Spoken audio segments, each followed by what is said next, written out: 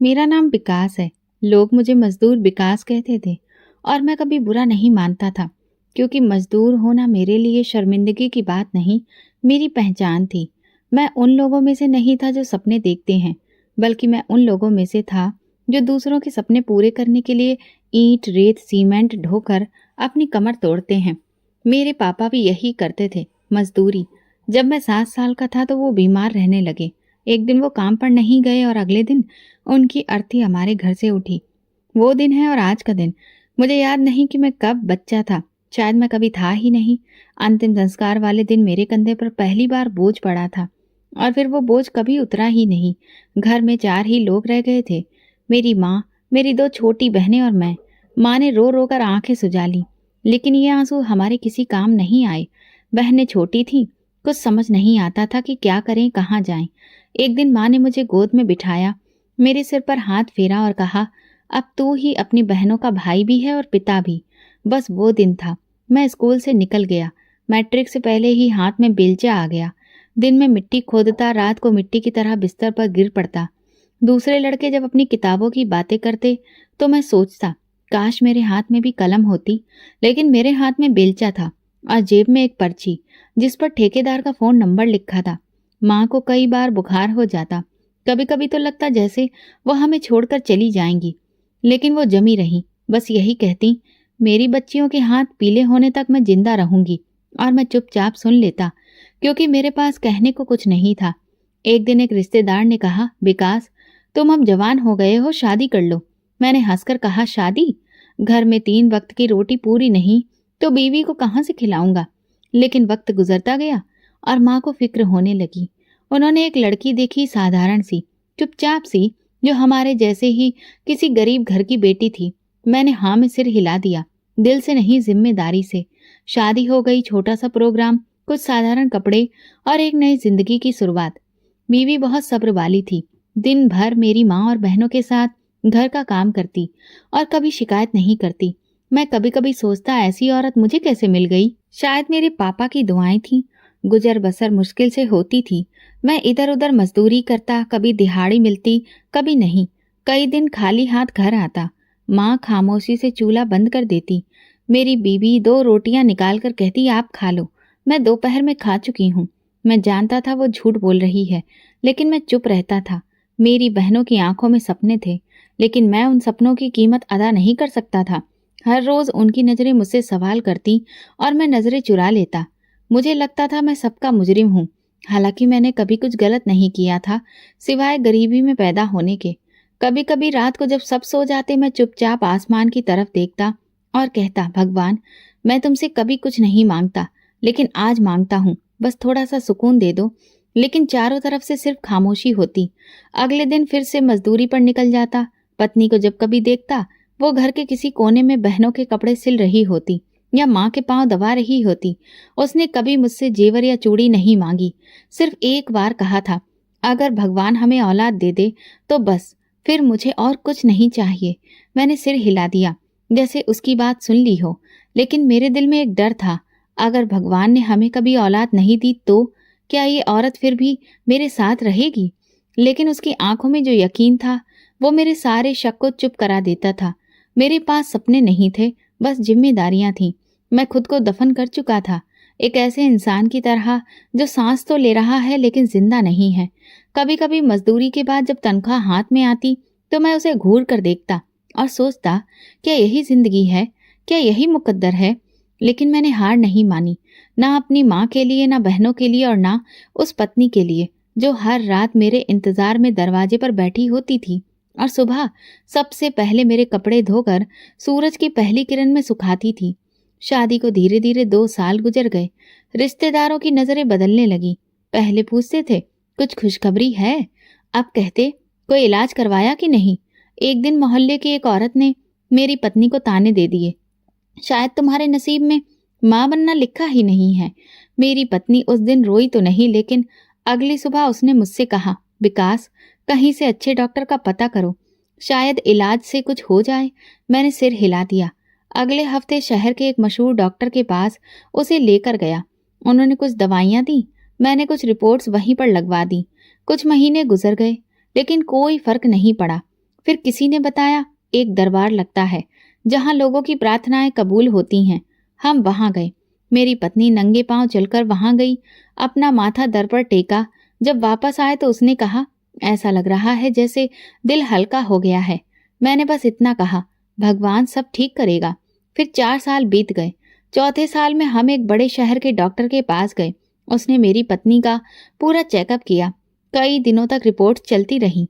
आखिर में उसने हमें अंदर बुलाकर कहा, सब कुछ ठीक है, बस कुछ वक्त की बात है।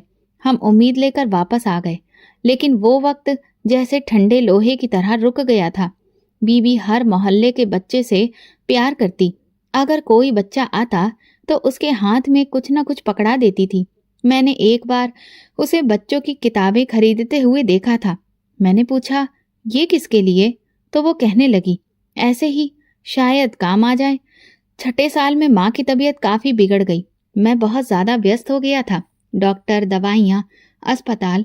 इस दौरान पत्नी ने खुद ही एक डॉक्टर से इलाज शुरू करवा लिया था।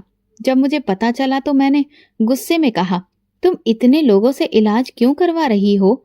उसने बस इतना कहा, शायद किसी के हाथ में भगवान ने कोई चमत्कार रख दिया हो जो हमें हमारा बच्चा दे दे। 7वें साल में मैंने बीबी के चेहरे से वो मुस्कुराहट भी खो दी जो पहले कभी किसी छोटी सी खुशी पर आ जाती थी। वो चाय बनाती, घर साफ करती और फिर छत पर जाकर एक टक आसमान की तरफ देखती रहती। मैं अक्सर उसे नीचे से देखता और सोचता, क्या वो वहां किसी से बात करती है? 8वें साल में वो एक बाबा जी के पास गई जो ये कहते थे कि ताबीज से सब कुछ ठीक हो जाएगा। मैं ताबीज लाया, दीवार पर लटकाया, उनकी दी हुई पुड़िया पानी में घोल कर पिलाई। कुछ दिनों बाद मेरी पत्नी बोली, विकास, शायद मेरे नसीब में माँ बनना नहीं है। मैंने कहा, नसीब से बड़ा भगवान है, वो देगा जब वक्त आएगा। 9वें साल में मेरी बहनों की शादी की बातें होने लगीं, लेकिन लोग सवाल करते, भाई के यहाँ तो अभी इतने साल बाद भी कोई औलाद नहीं हुई। वे ऐसे रहते जैसे ये कोई बहुत बड़ा नुक्स हो। मैं इनकार में सिर हिलाता और वे वापस मुड़ जाते। एक दिन पत्नी बाजार से लौटते हुए रास्ते में रो पड़ी। एक औरत ने उससे पूछा, तुम्हारा बच्चा कहाँ है? तो वो खामोश रही। जब वो घर लौटी तो मैंने देखा कि उसकी आंखें लाल थीं। मैं कुछ कह नहीं सका, बस पानी का गिलास दिया। वो चुपचाप पीकर सो गई। 10वें साल हम दोनों में बातें कम हो गई थीं। अब वही पुराना रूटीन था, सुबह काम, शाम की खामोशी और हर रात एक सवाल जो आंखों में होता, जुबान पर नहीं आता। लेकिन एक रात कुछ बदला। मैं छत पर बैठा था, वो मेरे पास आकर बैठ गई और देर तक चुपचाप रही। फिर बोली, विकास, अगर हमारे नसीब में औलाद नहीं है तो क्या तुम कभी सोचोगे कि मेरी वजह से ये कमी है? मैंने कहा, नहीं, तुम ही मेरी पूरी दुनिया हो। वो थोड़ा सा मुस्कुराई और कहा, फिर मुझे दुआ के सहारे जीने दो, शायद कोई चमत्कार हो जाए। मैंने उसकी तरफ देखा। पहली बार लगा दुआ वाकई में एक उम्मीद होती है, दवा नहीं, लेकिन दवा से ज्यादा ताकतवर। हमने उस रात एक साथ आसमान की तरफ देखा, जैसे हम दोनों ने पहली बार मांगा हो। एक नन्ही सी हंसी, एक छोटे से कदम की चाहत जो हमारे सन्नाटे को तोड़ दे। फिर एक सुबह थी, सब कुछ साधारण सा लग रहा था। मैं अपने काम पर जाने के लिए जूते पहन रहा था कि पत्नी ने कहा, विकास, जाते जाते जरा बाजार से कुछ चीजें लेते आना। मैंने चौंक कर देखा, वो थोड़ी घबराई हुई लग रही थी। मैंने पूछा, सब ठीक तो है? उसने नजरें चुराकर कहा, हाँ, बस यूं ही तबीयत कुछ अजीब सी लग रही है। वो दिन गुजर गया। अगले दिन भी उसकी तबीयत कुछ ठीक नहीं थी। शाम को लौटा तो उसके हाथ में एक रिपोर्ट थी। मैं काम से आ रहा था, पसीने में भीगा हुआ। दरवाजे पर वो खड़ी थी, मुस्कुरा रही थी। उसने वो रिपोर्ट मेरे हाथ में पकड़ा दी। मैंने सवालिया नजरों से उसे देखा। वो कहने लगी, तुम पापा बनने वाले हो। मेरे कानों में जैसे घंटियां बजने लगी। जमीन पर जैसे मेरे लिए फूल उगाए हों। मेरे पैरों के नीचे फूल थे। मैंने दोबारा से उस कागज को देखा, जैसे कि मुझे भरोसा ही नहीं हो रहा हो। वो हंस रही थी और मैं खामोशी से उसे देख रहा था, जैसे कोई सपना आंखों के सामने जिंदा हो गया हो। मैं उस लम्हे कुछ बोल ही नहीं पाया, बस बाहर निकला और सीधा मंदिर गया। वहां सिर झुकाया और काफी देर तक हाथ जोड़े बैठा रहा। पंडित जी ने मेरे कंधे पर हाथ रखा। सब ठीक है विकास? मैं खड़ा हुआ, आंखों में आंसू थे। बस इतना कहा, भगवान ने आज मेरी सुन ली है। वापसी पर मैं सबसे पहले पत्नी के लिए फल लाया, फिर मोहल्ले के 2 बच्चों को 5-5 रुपए दिए। वो खुशी मेरे लिए किसी खजाने से कम नहीं थी। अगले दिन काम पर गया, लेकिन दिल वहीं घर पर अटका रहा। दोपहर में ठेकेदार से छुट्टी मांगी। उसने वजह पूछी। मैंने कहा मैं पिता बनने वाला हूँ। वो मुस्कुराया, जेब से 500 रुपए का नोट निकाला। ये मेरी तरफ से मिठाई। इस शाम मोहल्ले की दुकान से मैं मिठाई खरीदी, 2 किलो बर्फी, आधा किलो लड्डू, कुछ जलेबियां। दुकानदार हैरान होकर बोला, आज क्या बात है विकास भाई? मैंने कहा, प्रार्थनाओं का फल मिल गया है। वो कुछ समझ नहीं पाया, लेकिन खुशी मेरे चेहरे से टपक रही थी। मैंने मोहल्ले के हर घर में जाकर मिठाई बांटी। कुछ नहीं पूछा, कुछ ने कहा कि बस आशीर्वाद मिला। मेरी माँ ने जब मिठाई का डिब्बा देखा तो आंखें फैली। विकास, तुम सच कह रहे हो? मैंने सर हिलाया। वो बोली, शुक्र है भगवान का, उसने आखिरकार सुन ली। अब मेरी पत्नी की सेहत का ख्याल रखना मेरी जिंदगी का मकसद बन गया था। हर हफ्ते उसका चेकअप करवाता था। फल, दूध, अच्छा खान पान। एक दिन पत्नी ने कहा, विकास इतना खर्चा मत करो, अभी तो बहुत वक्त है। मैंने कहा, ये वक्त ही तो सबसे कीमती है। मैंने एक लम्हा भी बर्बाद नहीं करना चाहता था। पैसे जमा करने शुरू कर दिए थे। हर दिहाड़ी का कुछ हिस्सा अलग रखना शुरू कर दिया था। जरूरी चीजों में ही खर्च करता, पुराने कपड़ों पर ही गुजारा करने लगा था। काफी खर्च कम हो गए थे, लेकिन चेहरे पर अब खुशी बढ़ गई थी। रात को सोते वक्त पत्नी के पेट पर हाथ रखकर मैं खुशी खुशी सोता था। एक दिन वो बोली, क्या सोचते हो? मैंने कहा, मैं ये सोच रहा हूँ कि हमारा बच्चा कैसा होगा, तुम्हारे जैसा या मेरे जैसा। वो हंसने लगी। किसी पर भी जाए, बस सेहतमंद हो, बाकी भगवान सब ठीक करे। धीरे धीरे महीने गुजरते गए। हर महीने की रिपोर्ट मेरे दिल की धड़कन से जुड़ी होती। कभी मामूली कमजोरी, कभी चक्कर, लेकिन हम दोनों पहले से मजबूत हो गए थे।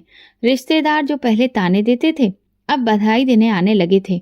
कई लोग प्रार्थना के लिए हाथ उठाते, जैसे उनके दिल का बोझ भी हल्का हुआ हो। 7वें महीने में मैंने अपनी पत्नी के लिए एक छोटी सी कुर्सी खरीदी, जो आरामदेह थी। उस पर बैठकर वो स्वेटर बुनने लगी। छोटे साइज के स्वेटर, छोटे छोटे मोजे, टोपियां। एक दिन मैंने उससे पूछा, इतनी जल्दी? वो बोली, मुझसे इंतजार ही नहीं हो रहा। मैंने भी एक छोटा सा संदूक खरीदा। उसमें बच्चे के लिए चीजें रखना शुरू कर दी। एक छोटा सा झूला, कपड़े, कुछ खिलौने। मोहल्ले के कुछ लोगों ने दिल खोलकर आशीर्वाद दिया। कुछ ने पुरानी चीजें भी दे दी। मेरे लिए वो सब किसी कीमती खजाने से कम नहीं था। 9वें महीने तक मेरे घर का हर कोना पूरी तरह से मुस्कान से भर गया था। मेरी माँ रात को जाग जाग कर भगवान से प्रार्थना करती। बहनें जो कभी चुप रहती थीं, अब बच्चों के लिए नए नए नाम सोचती थीं। फिर वो दिन भी आ गया जिसका मैं बरसों से इंतजार कर रहा था। मेरी पत्नी को दर्द शुरू हुआ तो मैं उसे तुरंत ही अस्पताल लेकर गया। सर्दियों की सुबह थी, सूरज अभी पूरी तरह से निकला भी नहीं था। माँ भगवान के आगे बैठकर पूजा कर रही थी। बहनें घबराई हुई थी और मैं खुद भी कुछ समझ नहीं पा रहा था। बस अस्पताल के बाहर चक्कर पर चक्कर काट रहा था। 2 घंटे बाद नर्स बाहर निकली। उसके चेहरे पर मुस्कुराहट थी। बधाई हो, बेटा हुआ है। ये सुनते ही मेरे शरीर में जैसे करंट दौड़ गया। मैं तुरंत ही दरवाजे की तरफ लपका, लेकिन नर्स ने रोक दिया। थोड़ी देर रुक जाइए, सफाई हो रही है। मैं दीवार के साथ टेक लगाकर खड़ा हो गया। मेरे हाथ कांप रहे थे, आंखें छलकने लगी थीं। थोड़ी देर बाद अंदर जाने की इजाजत मिली। कमरे में दाखिल हुआ तो पत्नी कमजोर लग रही थी, मगर चेहरे पर अजीब सी रोशनी थी। उसके पहलू में छोटा सा बच्चा लिपटा हुआ लेटा था। गुलाबी सा चेहरा, काले काले बाल, सांस लेता हुआ बिल्कुल एक खूबसूरत जिंदा हकीकत। मैंने धीरे से उसके नन्हे हाथों को छुआ। वो हल्का सा ताकत लगाकर दोबारा सुकून से सो गया। मेरी पत्नी बोली, देखो ये तुम पर गया है ना? तो बिल्कुल इसकी नाक तो तुम्हारे जैसी है। मैंने कहा, इसके हाथ भी छोटे छोटे बिल्कुल मेरे जैसे ही हैं। उस लम्हे मुझे लगा जैसे दुनिया थम गई हो, जैसे इतने सालों का इंतजार, इतना दुख बस उसी एक लम्हे के लिए मैंने सहन किया था। मैंने नर्स को आवाज दी, यहाँ आसपास कोई मिठाई की दुकान है? वो हंसी, अभी से? मैंने कहा, हाँ अभी से, क्योंकि मेरा बेटे ने दुनिया में कदम रख लिया है। अगले दिन अस्पताल से वापसी पर छोटा सा स्वागत किया। मिठाई, दूध और वे कपड़े जो मेरी बहनों ने सिले थे। माँ ने बेटे को गोद में लिया तो वो देर तक चुपचाप उसे लिए बैठी रही और उसके माथे को चूमती रही। बहनों की आंखों में अजीब सी रोशनी थी, जैसे उनकी जिंदगी में भी कोई नया सा रिश्ता आ गया हो। मैंने अपने बेटे का नाम राहुल रखा। सब उसे इसी नाम से पुकारने लगे। काम पर जाता तो बार बार फोन करके पूछता, राहुल ने दूध पिया? रो तो नहीं रहा है? पत्नी अक्सर हंसकर कहती, तुम अपने बेटे से ज्यादा खुद को संभालो, काम पर ध्यान दो। मैं कहता कि काम तो मैं इसी के लिए कर रहा हूँ। दिहाड़ी के जब पैसे मिलते तो मैं उसे बेटे के लिए कुछ ना कुछ जरूर लेकर आता। कभी कोई छोटा सा खिलौना, कभी एक दूध की बोतल। मुझे लगता कि ये चीज नहीं, मेरी मोहब्बत है जो मैं उस पर वार रहा हूँ। घर और काम के बीच में जिम्मेदारियां बढ़ गई थीं। सुबह काम पर निकलता तो सूरज पूरी तरह से निकला हुआ भी नहीं होता। शाम को वापसी पर कमर सीधी करने की फुर्सत भी नहीं मिलती थी।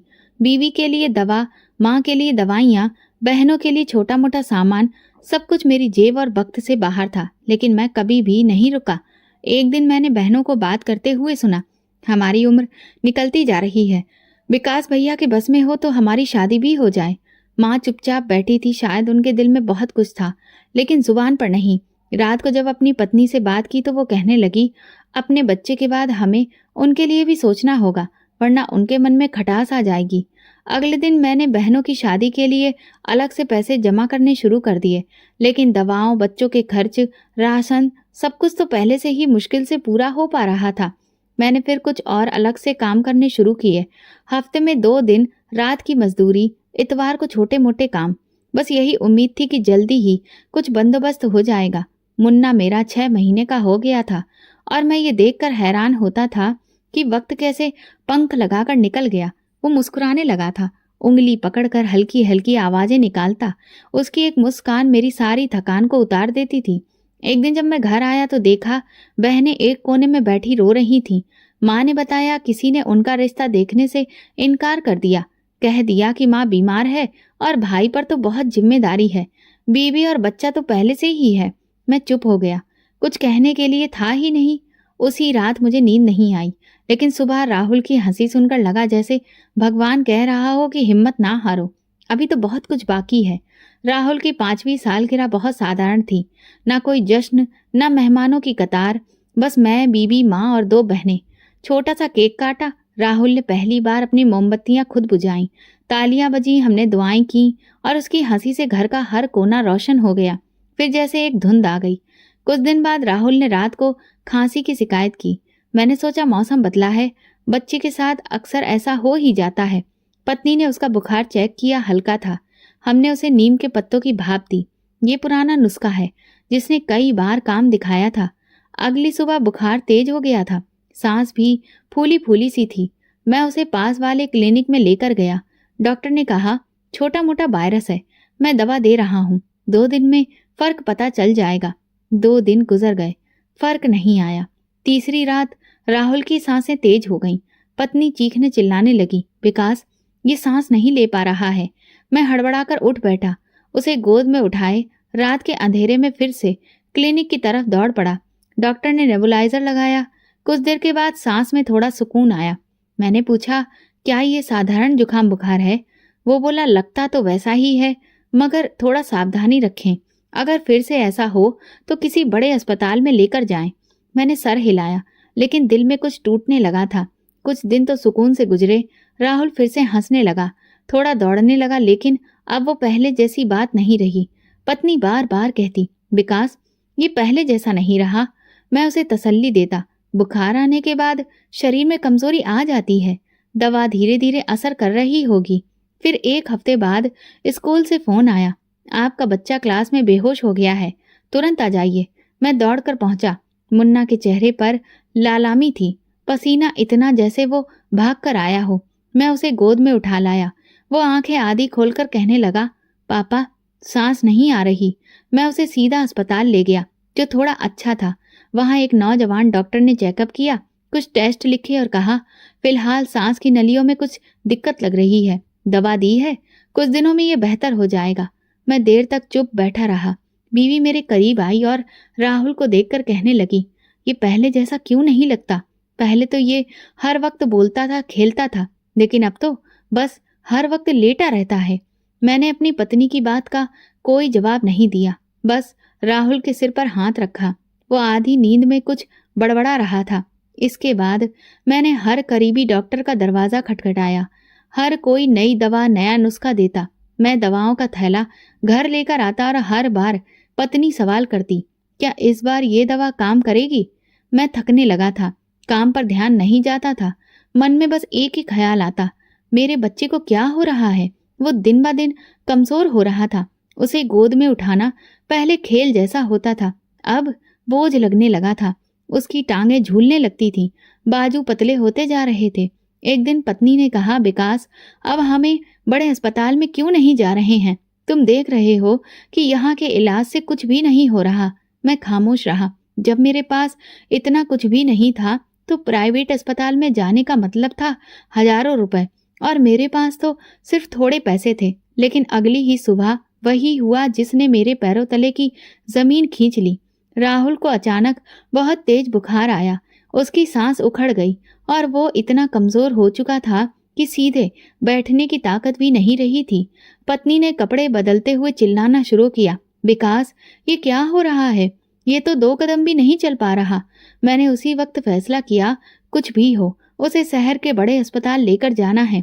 घर में मौजूद सारे पैसे समेटे, पत्नी की 2 पुरानी चूड़ियां रखी, बहनों से माफी मांगी और बेटे को गोद में उठाकर अस्पताल की तरफ निकल पड़ा। रास्ते में राहुल की आंखें बंद होने लगीं। मैंने उसके गाल पर थपकी दी। राहुल, देखो, पापा है तुम्हारे साथ। अभी डॉक्टर आंटी तुम्हें ठीक कर देंगी। बस थोड़ा सा और सब्र कर लो। वो कमजोर सा मुस्कुराया, जैसे कि मुझे हिम्मत देने की कोशिश कर रहा हो। शहर अभी दूर था, लेकिन मेरे दिल में बस एक ही प्रार्थना थी, बस अस्पताल पहुंचने तक वो जागता रहे। शहर के अस्पताल पहुंचते पहुंचते शाम हो चुकी थी। राहुल का शरीर पसीने से भीगा हुआ था। सांस इतनी तेज थी जैसे हर सांस किसी पत्थर को उठाकर ला रही हो। पत्नी की गोद में वो बेसुध सा पड़ा था और मेरी नजरें गेट पर लगी थी, जहां अंदर जाने की इजाजत एक रजिस्ट्रेशन और रकम से जुड़ी हुई थी। मुख्य गेट पर पहुंचे तो वहां कागजात भरवाए गए। डॉक्टर को दिखाया गया। नर्स तुरंत राहुल को इमरजेंसी रूम में लेकर गई। हम दोनों बाहर बैठे थे। सांसें रुकी हुई थी। दिल तो जैसे हाथ में आ गया था। कुछ देर बाद डॉक्टर बाहर आया। उसका चेहरा गंभीर था। वो बोला, हमने उसका चेकअप कर लिया है, तुरंत ही उसे एडमिट कराना होगा। दिल के बॉल्व में रुकावट है, तुरंत ऑपरेशन करना होगा। मेरी पत्नी ने डॉक्टर का बाजू पकड़कर पूछा, क्या वो बच जाएगा? डॉक्टर ने पलकों को झुकाते हुए कहा, अगर वक्त पर इलाज हो गया तो हाँ, लेकिन देर हुई तो फिर हम कुछ नहीं कह सकते। डॉक्टर ने एक कागज पर रकम लिखकर दे दी, साथ में फार्मेसी की पर्ची भी। मैंने पर्ची को हाथ में लिया और उसे देखा, जैसे कि वो कोई बारूद हो। आंखें बार बार उस रकम को देख रही थीं, जो मेरी साल भर की कमाई से भी ज्यादा थी। बीवी ने पूछा, क्या लिखा है? मैंने पर्ची छुपा ली। कुछ दवाई लेनी है, तुम बैठो, मैं लेकर आता हूँ। मैं अस्पताल से निकला तो रास्ता धुंधला हो रहा था। सड़क पर गाड़ियां अपनी रफ्तार से चल रही थीं। लोग अपनी दौड़ में व्यस्त थे और मैं एक ऐसी दौड़ में था जिसका अंजाम नजर नहीं आ रहा था। सबसे पहले अपने ठेकेदार के पास गया। उसने सुनकर अफसोस जताया, विकास, तुम तो जानते हो कि इस महीने तनख्वाह रुकी हुई है। मैं खुद उधार में चल रहा हूँ। मैं खामोशी से उठा, बाजार में जानने वाले दुकानदार के पास गया। वो पुराना जानने वाला था, कई बार सामान उधार दिया था। इस बार बोला, विकास भाई, दिल तो कहता है कि मदद करूं, लेकिन पिछली बार भी रकम लौटाने में तुम्हें 6 महीने लग गए थे। मैंने एक आह भरी, इस बार बच्चा मर जाएगा। तब भी क्या 6 महीने काफी होंगे? उसने नजरें झुका ली, लेकिन रकम नहीं थी। इसके बाद कई गलियों में कई दरवाजों पर दस्तक दी। एक ने कहा, मेरे बच्चे भी बीमार हैं। दूसरे ने कहा, पापा की दवाइयां लानी पड़ती हैं। कोई दरवाजा उम्मीद नहीं बन सका। पत्नी का फोन आया, विकास, डॉक्टर पूछ रहे हैं कि पैसों का क्या बंदोबस्त है। मैंने कहा, मैं रास्ते में हूँ, कुछ ना कुछ हो जाएगा। एक लम्हे को मैं रुका और सोचा, क्या किसी रिश्तेदार के पास जाऊं? लेकिन वही लोग जिन्होंने बहन के रिश्तों से भी इनकार कर दिया, वे पैसे क्यों देंगे? फिर भी मैं गया। मामा के घर पहुंचा, घंटी बजाई, दरवाजा खुला। उन्होंने सुना, अफसोस जताया, ये सब भगवान की मर्जी है, प्रार्थना करो, सब ठीक हो जाएगा। मैंने कहा, प्रार्थना के साथ साथ दवा भी चाहिए, लेकिन उसके लिए रकम नहीं है। वो बोले, मेरी बेटी की शादी है, खर्चा बहुत हो रहा है। मैंने हल्की सी हंसी हंसी तो मेरा बेटा शायद नसीब में नहीं था। वो चुप हो गए। मैं दरवाजे से पलट गया। अब जो बची थी वो थी माँ। फोन मिलाया, माँ, जेवर या सामान रख दो किसी के पास, रकम की जरूरत है। तभी आवाज आई, बेटे, तेरे बाप के जमाने की कुछ चीजें हैं, देखती हूँ, शायद कुछ काम आ जाए। मैं देर रात तक भागता रहा। जो थोड़े बहुत पैसे जुटाए उनसे दवाइयाँ खरीदी। अस्पताल पहुंचा, नर्स बोली, सर कल तक रकम जमा हो जानी चाहिए। पत्नी ने कुछ पूछा नहीं, सिर्फ बेटे के सिर पर हाथ फेरती रही। उसकी सांसें पहले की तरह ही भरी हुई थी, जैसे हर लम्हा खुद को किसी कैद से छुड़वाना चाहता हो। मैं चुप बैठा रहा। सुबह सूरज निकला। मैं समझ चुका था अब सिर्फ एक चमत्कार ही मेरे बेटे को बचा सकता है, या कोई ऐसा हाथ जो बिना सवाल के थामा जाए। और वो हाथ अभी तक कहीं नजर नहीं आया था। रात के आखिरी पहर तक मैं अस्पताल की गैलरी में बेमकसद चलता रहा। डॉक्टर की बातें मन में गूंज रही थीं। कल सुबह तक रकम नहीं पहुंची तो हम कुछ भी नहीं कर पाएंगे। पत्नी एक कोने में बैठी थी, बेटे का सिर गोद में रखा हुआ, और मैं एक ऐसी जंग में था जिसका हथियार मेरे हाथ में नहीं था। सुबह होने को थी। रोशनी ने अंधेरे को धकेलना शुरू किया तो दिल में कुछ और डूबने लगा। मैंने खुद को कमरे से बाहर निकाला, पार्किंग में जाकर बेंच पर बैठ गया। ठंडी हवाएं चेहरे को छू रही थी। तभी याद आया, घर में पापा का एक पुराना हथियार पड़ा है। कभी वो हिफाजत के लिए रखा था, अब जरूरत कुछ और थी। पत्नी को बताया, मैं पैसों का बंदोबस्त करने जा रहा हूँ, तुम फिक्र मत करो। वो कुछ न बोली। शायद वो भी किसी चमत्कार की उम्मीद छोड़ चुकी थी। मैं ऑटो में बैठा और सीधा गांव गया। स्टोर रूम में पहुंचा, लकड़ी की पुरानी अलमारी खोली, कपड़ों के नीचे लिपटी हुई चीज निकाली, हाथ में पकड़ी तो हथेली कांप गई। पापा की आवाज कानों में गूंजी, ये सिर्फ जरूरत पड़ने पर ही उठाना, वरना ये चीज कभी जिंदगी बचाती नहीं, बिगाड़ देती है। मैंने आंखें बंद की, खुद को समझाया, पापा अब ये वक्त जरूरत से भी आगे जा चुका है। मैंने उसे कपड़े में लपेटकर जेब में रखा और शहर की तरफ निकल गया। सड़क की शुरुआती रास्ते पर आकर मैं सड़क किनारे रुक गया। मंदिर से आरती की आवाजें आ रही थीं, लोग आ जा रहे थे, लेकिन मैं सड़क किनारे खड़ा अपनी किस्मत का हिसाब किताब कर रहा था। आती जाती गाड़ियों को देखता रहा, जैसे किसी इशारे का इंतजार हो। कुछ देर बाद एक सफेद गाड़ी आती दिखाई दी, जिसकी रफ्तार हल्की थी। अंदर एक औरत और एक ड्राइवर था। मैंने हाथ दिया, गाड़ी रुक गई। ड्राइवर ने शीशा नीचे किया। जी भाई साहब, लिफ्ट चाहिए, बहुत इमरजेंसी है। ड्राइवर कुछ कहने ही वाला था कि पीछे बैठी औरत ने कहा, बेचारे को बिठा लो, पता नहीं कितनी मजबूरी है। मैं फ्रंट सीट पर बैठ गया। गाड़ी चलने लगी। मैं चुपचाप बैठा रहा। थोड़ी दूर जाकर मैंने धीरे से जेब से पिस्तौल निकाली और सीधा ड्राइवर की तरफ की। गाड़ी रोको। ड्राइवर ने घबराकर ब्रेक लगा दिए। औरत चिल्लाई, क्या कर रहे हो भाई? मैं पीछे पलटकर बोला, जो कुछ भी तुम्हारे पास है सब निकालो, जेबर, पैसे, जो भी हो, जल्दी करो। औरत ने हाथ जोड़ लिए। भगवान का वास्ता है, मेरे पास कुछ भी नहीं है। ये सारे पैसे मेरी बेटी के इलाज के लिए हैं। उसके दिमाग में चोट लगी है, मैं अभी अस्पताल ही जा रही हूँ। मैंने कठोर लहजे में कहा, मुझे कोई फर्क नहीं पड़ता कि तुम्हारे साथ क्या हो रहा है। मेरा बेटा भी इस वक्त अस्पताल में है और उसके दिल के बल्ब बंद हो चुके हैं, वो मर रहा है। औरत की आवाज कांपने लगी। मैंने सब कुछ बेचकर ये पैसे जमा किए हैं। अगर मैं वक्त पर नहीं पहुंची तो मेरी बेटी नहीं बचेगी। प्लीज हम पर रहम करो। मैं गरज कर उसकी तरफ बोला, बस बहुत सुन लिया, ब्रीफ केस दो। ड्राइवर कुछ कहने को हुआ तो मैं चिल्लाकर बोला, अगर तुम बोले तो तुम्हें यही खत्म कर दूंगा। मैं पीछे मुड़कर एक बार भी नहीं देखा। बंदूक की नोक पर एक बाइक वाले के पीछे बैठा और पूरी रफ्तार से उससे बाइक दौड़ाने को बोल दिया। बीच रास्ते से उतरकर मैं तेजी से अस्पताल की ओर दौड़ गया। उस पल मुझे कुछ भी सुनाई नहीं दे रहा था, बस दिल में एक ही बात गूंज रही थी, मेरा राहुल बच जाए, मेरा बेटा बच जाए। उसी शहर में उसी दिन 2 बच्चे मरने के करीब थे। एक को बचाने के लिए मैंने दूसरे की उम्मीद छीन ली थी। मुझे ये समझ आ चुका था, लेकिन शायद कुछ समझने के लिए बहुत देर हो चुकी थी। अस्पताल पहुंचते ही मैं इमरजेंसी की खिड़की पर लपका, बैग मेज पर रखा और सांस चढ़ाते हुए बोला, रकम लाया हूँ, तुरंत डॉक्टर को जानकारी दे। नर्स ने हैरानी से मेरी ओर देखा, पर्ची ली, बैग देखा और तुरंत फोन उठाया। 2 मिनट बाद डॉक्टर आया, कागजात देखे, पेमेंट की रसीद देखी और बोला, ठीक है, बच्चे को तुरंत ऑपरेशन थिएटर में ले जा रहे हैं। मैं पत्नी की तरफ मुड़ा, वो बेटे के चेहरे को बार बार प्यार से सहला रही थी। डॉक्टर ने कहा, अब आप लोग बाहर इंतजार करिए। पत्नी ने आंखों में आंसू लिए बेटे के माथे पर आखिरी बार हाथ रखा और नर्स के साथ वो अंदर चला गया। हम दोनों दरवाजे के बाहर बेंच पर बैठकर अस्पताल के हालातों को देख रहे थे। कदमों की आवाज, मरीजों की कराहट, सब जैसे किसी फिल्म की आवाजें थीं और हम एक सीन में पत्थर जैसे बैठे थे। 4 घंटे गुजर गए। हर गुजरते मिनट के साथ दिल की धड़कन तेज होती जा रही थी। मैं एक बार फिर अस्पताल के मंदिर के कोने में जा बैठा। कुछ भी मांगने का ढंग भूल चुका था। बस खामोशी में आंखें बंद करके बैठा रहा। फिर अचानक एक नर्स ने आवाज दी, विकास जी, डॉक्टर साहब बुला रहे हैं। दिल जैसे गले में आ गया। मैं भागता हुआ गया। दरवाजा खुला, डॉक्टर मुस्कुरा रहा था। बधाई हो, ऑपरेशन कामयाब हो गया है।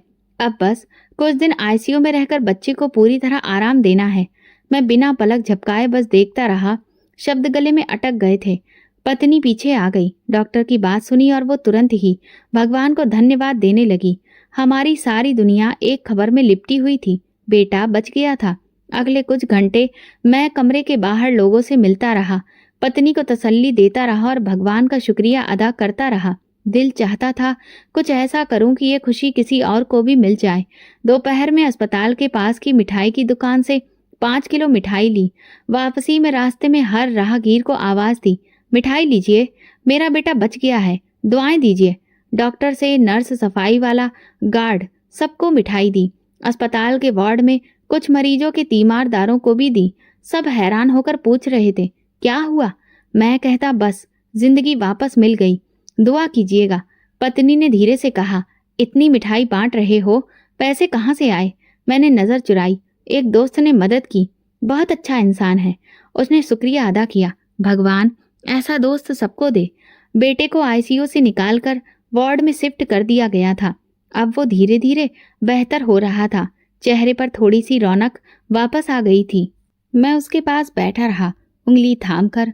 वो सोया हुआ था। पत्नी के चेहरे पर एक अजीब सी तसल्ली थी, जैसे उसने वो सब कुछ पा लिया हो जो अरसे से मांग रही थी। रात को मैं अस्पताल के वार्ड में जा बैठा। अंधेरा फैल चुका था, लेकिन मेरे दिल में रोशनी थी। कुछ देर आंखें बंद की, लेकिन अचानक एक बात मन में गूंजने लगी, मेरी बेटी मर जाएगी, प्लीज मेरे पैसे वापस कर दो। दिल में हलचल सी हुई, लेकिन मैंने ये ख्याल झटक दिया। खुद को समझाया, तुमने जो किया वो बस मजबूरी में किया था। तुम कोई चोर नहीं, एक बाप हो। अगर तुम ऐसा नहीं करते तो तुम्हारा बेटा मर जाता। लेकिन अंदर कोई था जो बार बार कहता, क्या एक जान बचाने के लिए दूसरी जान को छीनना जरूरी था? 2 दिन हो चुके थे। बेटा वार्ड में था, सांस नॉर्मल और चेहरे पर सुकून, और पत्नी की आंखों में वो चमक थी जो सिर्फ एक माँ महसूस कर सकती है। मैं रोजाना जल्दी अस्पताल पहुंचता, नर्सों से रिपोर्ट्स लेता, दवा चेक करता और कभी कभी दूसरे वार्ड के बच्चों के लिए खिलौने या मिठाई लेकर जाता था। मैं वो सब कुछ कर रहा था जो एक शुक्रगुजार बाप करता है। इस शाम मैं निचली मंजिल पर दवा लेने गया। वापसी पर राहदारी से गुजरते हुए एक तरफ कुछ शोर सुनाई दिया। दवा खाने के बाहर एक औरत की रोती हुई आवाज गूंज रही थी। वहां भीड़ लगी हुई थी। मैंने देखा तो एक तरफ रुक गया। कुछ अस्पताल का स्टाफ, कुछ मरीजों की तीमारदार, और बीच में वो औरत हाथ आसमान की तरफ उठाकर बद्दुआएं दे रही थी। जिसने मेरी बेटी के इलाज के पैसे लूटे, भगवान करे वो अपनी औलाद को तड़पते हुए देखे। भगवान करे कि वो कभी भी चैन से सो न सके। मैं उसकी आवाज सुन रहा था और पहचान गया। कदम पीछे हटाने चाहे, लेकिन ऐसा लगा कि जैसे पैर जमीन से जुड़ गए हैं। मैं दूसरी तरफ मुड़कर उसका चेहरा देखने की हिम्मत नहीं कर सका, लेकिन आवाज साफ थी। मेरी बेटी बस एक ऑपरेशन की दूरी पर थी, लेकिन मैं वक्त पर नहीं पहुंच सकी। खून बहुत बह चुका था। दिमाग की चोट ने उसे लील लिया। एक औरत ने पूछा, आपने डॉक्टर को फोन नहीं किया था क्या? वो औरत बोली, क्या बताती, मेरे पास पैसे नहीं थे। जिसके लिए सब बेचा था वो भी छीन लिए गए। मेरे कान सुन रहे थे, लेकिन दिल इनकार कर रहा था। पसीना माथे पर आ गया। मैं चुपचाप रुख मोड़ने की कोशिश करने लगा, मगर भीड़ में एक नजर मेरे चेहरे पर पड़ गई। एक उम्रदराज आदमी ने मुझे देखा और एक लम्हे को ठहर गया। फिर उसने अपना सिर झुका लिया, जैसे कुछ पहचान लिया हो, लेकिन खामोशी ओढ़ ली। मैं तेजी से वार्ड की तरफ पलटा। कमरे के दरवाजे पर पहुंचा। सांस चल रही थी। पत्नी ने दरवाजा खोला, क्या हुआ, दवा नहीं मिली? मैंने हाँ में सिर हिलाया और अंदर आ गया। बेटा सो रहा था। उसके माथे पर हाथ फेरा, उसकी सांस महसूस की। पत्नी ने बात बदलते हुए कहा, आज वो नर्स बहुत दुआएं दे रही थी कि कितने कम दिनों में बेटे की हालत संभल गई है। मैंने सिर झुकाकर बस इतना कहा, दुआएं? हाँ, शायद किसी की दुआओं ने बचा लिया। लेकिन अंदर की आवाज साफ थी, या शायद किसी की बद्दुआओं के बदले तुमने बचा लिया। अगली सुबह मैंने पत्नी से कहा, मैं थोड़ी देर के लिए बाहर जा रहा हूँ, तुम बच्चे का ध्यान रखना। वो बोली, कहाँ जा रहे हो? मैंने जवाब दिया, बस थोड़ा सांस लेने बाहर जा रहा हूँ। मैं दोबारा दवा खाने के दरवाजे पर पहुंचा। औरत अभी भी वही थी, दीवार से लगी बैठी, आंखों के सूखे आंसू, चेहरा पीला पड़ा। उसके पास वही शख्स बैठा था जो कल मुझे देख चुका था। मैं थोड़ा दूरी पर रुक गया, कांपते कदमों से आगे बढ़ा, लेकिन इतना करीब नहीं गया कि वो मुझे पहचान सके। उसकी आवाज अब धीमी थी, मगर शब्द मेरे दिल में छुरी की तरह उतरते थे।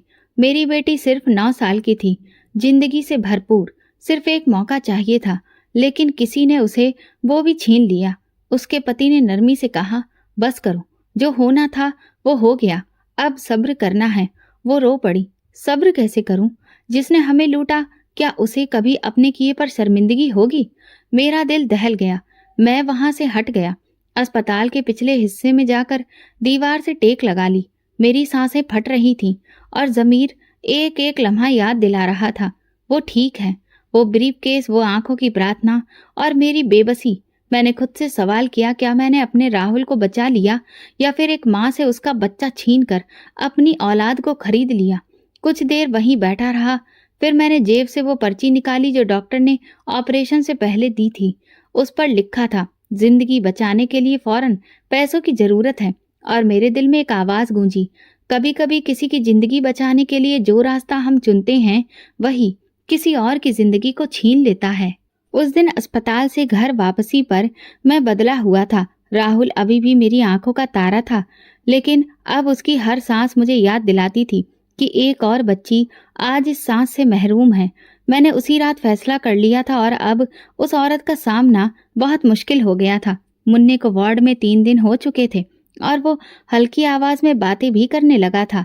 बीबी के चेहरे पर सुकून था। माँ ने दुआएं दी और बहनें हर थोड़ी देर में फोन पर हाल पूछती थीं। लेकिन मेरे दिल में अभी भी एक खिंचाव था, जैसे सब कुछ ठीक होकर भी कुछ बाकी हो। डॉक्टर ने कहा, अभी 3 दिन और रखना पड़ेगा, बच्चा कमजोर है, इन्फेक्शन का खतरा है। मैंने इस बात पर सर हिलाया, लेकिन अंदर एक और सोच चल रही थी। मेरी जेब खाली हो चुकी थी। दवा की आखिरी पर्ची मैंने पुराने जानने वाले से पैसे लेकर पूरी की थी। अगली सुबह जब डॉक्टर राउंड पर आए, मैंने पूछा, अगर हम बच्चे को घर लेकर जाना चाहें, दवा वक्त पर देते रहें तो कोई दिक्कत तो नहीं है? डॉक्टर ने आंखें सिकोड़ी, दिक्कत तो है, लेकिन अगर आप जिद करेंगे तो हम कुछ हिदायत दे देंगे, बाकी जिम्मेदारी आपकी होगी। बीवी हैरान हुई, इतनी जल्दी? अभी तो आप खुद ही कह रहे थे कि बच्चा कमजोर है। घर का माहौल अच्छा होगा, बच्चे को आराम मिलेगा और हमें भी कुछ राहत की सांस मिलेगी। मैंने कहा। शाम को सारी कागजी कार्रवाई पूरी की, दवा की लिस्ट बनवाई, पत्नी को साधारण सा कपड़ा दिया कि वो बच्चे को उड़ा दे। नर्स ने सवालिया नजरों से देखा, लेकिन मैंने बस इतना कहा, अभी फिलहाल मजबूरी है, लेकिन वापस आएंगे। रात को 9 बजे हम बाइक पर थे। पत्नी पीछे बच्चे को हाथ में थामे बैठी हुई थी। मैं सड़क पर नजरें जमाए तेज हवा के शोर में अपने ही दिल की आवाजों से लड़ रहा था। घर पहुंचे तो सब हैरान थे। माँ ने कहा, इतनी जल्दी? मैंने कहा, डॉक्टर ने कहा है कि घर का माहौल अच्छा रहेगा, हम दवा वक्त पर देते रहेंगे। बेटा खामोश था, थका हुआ था, लेकिन होश में। बहनों ने उसके लिए बिस्तर बिछाया, बीवी ने दूध गर्म किया, दवा दी और फिर रात को सब सोने चले गए। रात के एक पहर में अचानक बेटे की सांसें तेज होने लगी। वो हड़बड़ाकर उठ बैठा, सीने पर हाथ रखकर, और हल्के से एक दबी चीख निकाली, पापा, सांस सांस नहीं आ रही। पत्नी ने घबराकर मुझे जगाया, विकास, फिर वैसा ही हो रहा है। मैंने उसे गोद में उठाया, उसका शरीर तप रहा था, सांस उखड़ रही थी। मैंने पत्नी से कहा, चलो अभी अस्पताल चलना होगा। माँ पीछे से बोली, क्या हुआ विकास? मैंने बस इतना कहा, बेटा दोबारा बीमार हो गया है, अस्पताल वापस जाना है। फिर वही रास्ता, वही बाइक, वही अस्पताल, लेकिन इस बार सब और था। जैसे मैं जानता था कि मैंने गलती कर दी है। जैसे ही दरवाजे पर पहुंचे, नर्स ने पहचान लिया, आप तो ले गए थे बच्चे को, क्या हुआ? मैंने कहा, तबीयत बिगड़ गई है, सांस नहीं ले पा रहा है। बेटे को दोबारा आईसीयू में अंदर ले लिया गया। डॉक्टर ने दरवाजा बंद किया। मैं और मेरी पत्नी बाहर बेंच पर बैठ गए। उसके होंठ कांप रहे थे, आंखों में वही डर जो पिछले हफ्ते था। उसने सवाल किया, विकास, तुम क्यों उसे वापस लेकर आ गए थे? मैंने तो मना किया था ना। मैंने उससे कहा, मेरे पास अब और पैसे नहीं थे, इसीलिए एडमिट रखना मुमकिन नहीं था। मेरी पत्नी ने मेरे बाजू को झंझोड़ा, तो तुमने उसकी जान के बदले पैसे बचाए हैं, अगर उसे कुछ हो गया तो? मैं चुप रहा। दिल में सिर्फ एक बात थी, क्या मेरी जल्दबाजी ने वो सब बर्बाद कर दिया जो हमने बचाया था? कुछ देर बाद डॉक्टर बाहर आया। उसका चेहरा गंभीर था। बच्चे को इन्फेक्शन हो गया है, सांस की नली में फिर से वही दिक्कत हो गई है। हमें उसे दोबारा ट्रीटमेंट देना पड़ेगा। ऑपरेशन तो कामयाब हो गया था, लेकिन आप उसे वक्त से पहले ही ले गए। ये बहुत बड़ी गलती थी। मैंने धीरे से पूछा, अब क्या होगा? डॉक्टर ने जवाब दिया, अब हम पूरी कोशिश कर रहे हैं, लेकिन अगले 24 घंटे बहुत खास हैं। पत्नी जमीन पर बैठ गई, हाथ में पल्लू लेकर मुंह पर रखा और फपक फपक कर रोने लगी। मैंने बस इतना कहा, ये सब मेरी गलती है। अस्पताल की वो रात जैसे खत्म ही नहीं हो रही थी। पत्नी बेटे के दरवाजे के बाहर बैठी थी, चुपचाप पत्थर बनी हुई। मैंने कई बार हिम्मत की कि कुछ बोलूं, लेकिन शब्द मेरे अंदर कहीं दब गए थे।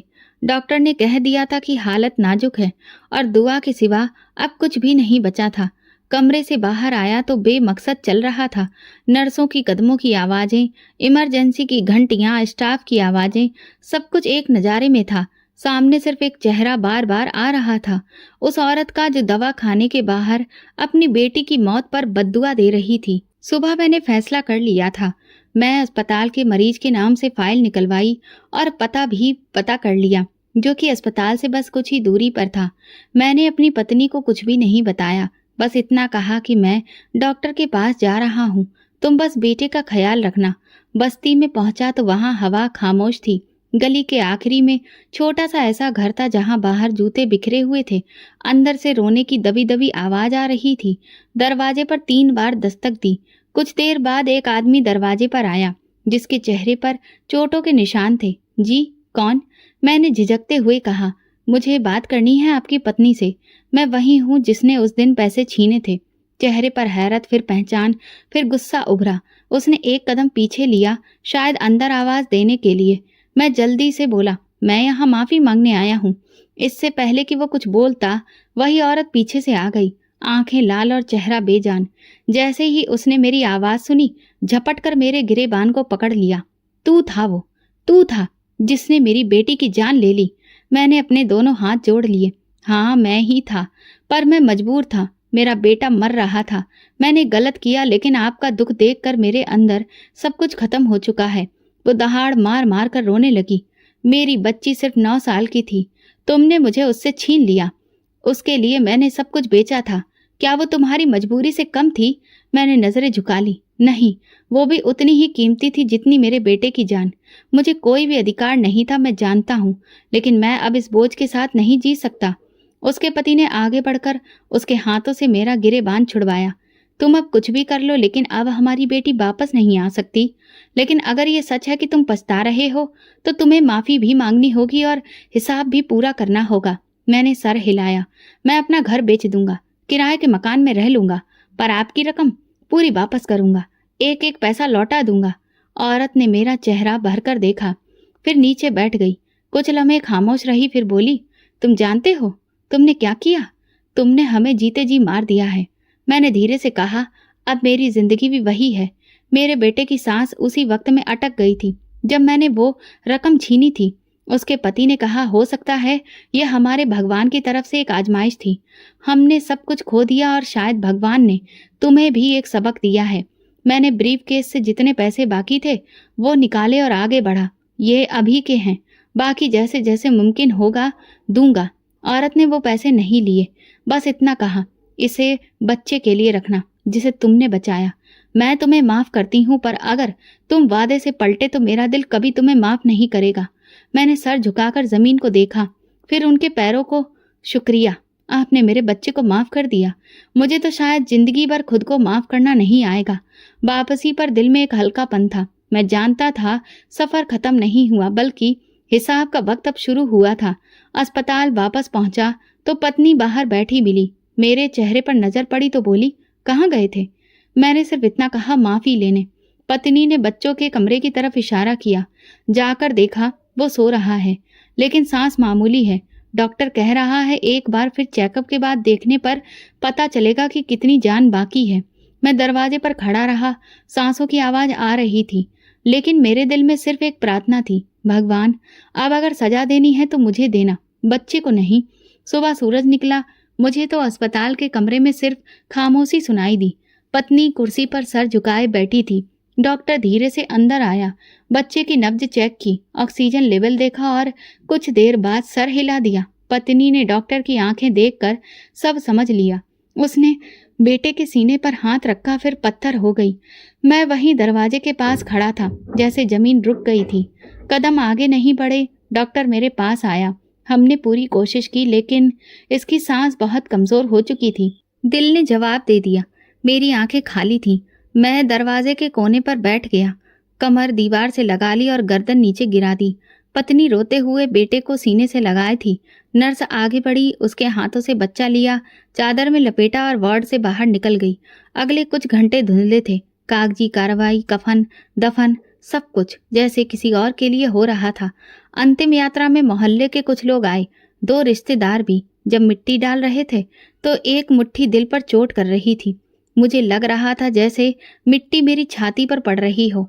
पत्नी मेरे साथ वहीं बैठी थी, चुपचाप। उसने कहा, अगर तुम उसे वहीं अस्पताल में रहने देते, वापस घर नहीं लाते, तो शायद वो बच जाता। मैंने बस इतना कहा।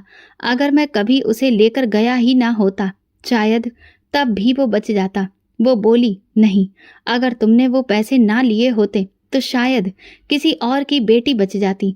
भगवान ने हमें दिखा दिया कि दूसरों का हक छीनकर कभी बरकत नहीं आती। उस दिन के बाद मन में हर बार सवाल होता, क्या तुमने खुद को माफ किया?